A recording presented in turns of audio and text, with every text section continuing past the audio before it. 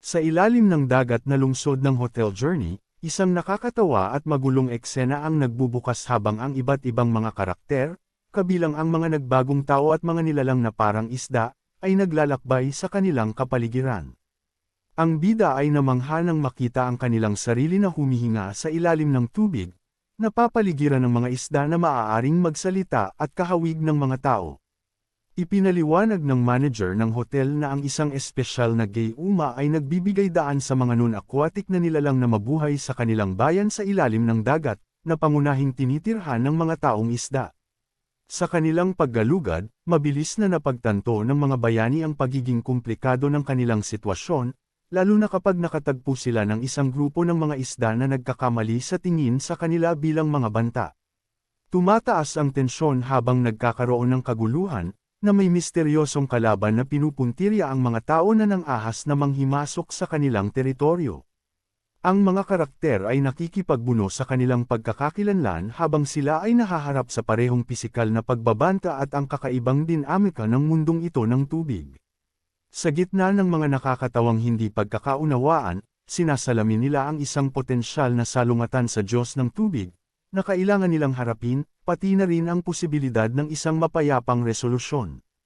Tinatalakay nila ang likas na katangian ng mga dragon, lalo na ang ideya na hindi lahat ng dragon ay mapang-akit, na nagmumungkahi ng isang komplikadong balanse sa pagitan ng kanilang pag-iral at ang misyon ng mga karakter na talunin ang Diyos ng tubig.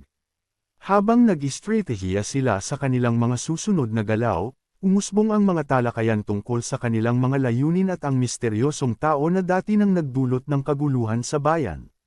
Ang tensyon ay lalong tumitindi sa pagpapakilala ng isang Dragon Slayer, na nagpahayag ng kanilang kaugnayan sa isang guild na kilala bilang Diablos.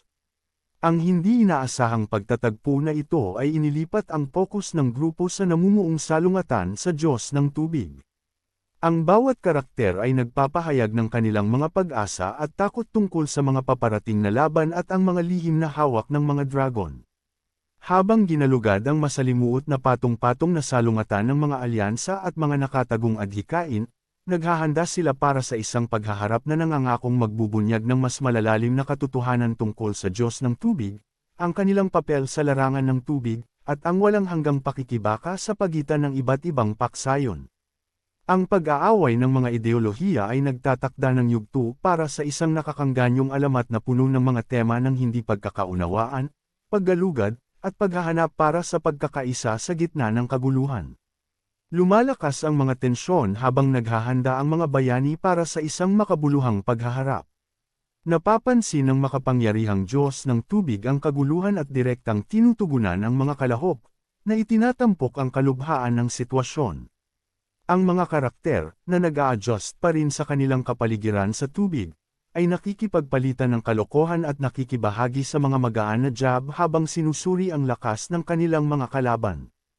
Ang kapaligiran ay puno ng parehong kawalang sigla at gravity habang sila ay nag-navigate sa mga banta sa kanilang paligid. May kapansin-pansing pakiramdam ng pagkaapurahan habang kinikilala ng isang karakter ang isang kahangahangang kalaban, na kilala sa kanilang maalamat na lakas at mabigat na sandata, na tinawag na Dragon Eater.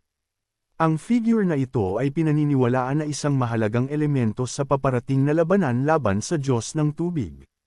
Habang naghahanda sila para sa salungatan, ang isa pang karakter ay sumasalamin sa kahalagahan ng pagtutulungan ng magkakasama at katapatan, na nagbibigay diin na kahit sa mahihirap na panahon, ang mga baklod na nabuo nila ay hindi masisira. Ang isang kritikal na punto ng pagbabago ay lumitaw kapag ang pangunahing grupo ay napagtanto na dapat silang maghiwalay ng mga landas ng ilang sandali, bawat isa ay bumaba sa kani-kanilang landas. Binibigyang diin ng paghihiwalay ang pangangailangan ng independenteng pag-unlad habang pinapanatili ang kanilang mga koneksyon at suporta sa isa't isa, na nagpapatibay sa paniwala na ang kanilang pagkakaibigan ay nagsisilbing pundasyon para sa pagharap sa mga hamon sa hinaharap. Ang eksena ay napuno ng damdamin, na nagpapatingkad sa maselang balanse ng pag-asa at pagiging sapat sa sarili sa grupo. Habang papalapit ng papalapit ang impluwensya ng Diyos ng tubig, isang nagbabantang tensyon ang pumupuno sa kaharian sa ilalim ng dagat, na naghahanda ng entablado para sa isang sagupaan na umaalingaw sa mga pakikibaka na kinakaharap nila laban sa parehong panlabas na mga kaaway at sa kanilang sariling kawalan ng kapanatagan. Nagiging determinado ang mga bayani na harapin ang mga hamon, handang isama ang mga prinsipyo ng tiyaga at pagkakaisa. Naghahanda sila para sa kung ano ang naghihintay sa hinaharap. Alam na ang bawat makabuluhang pagtatagpo ay magsisilbing pagpapabuti ng kanilang paglaki at katatagan sa kanilang pakikipagsapalaran laban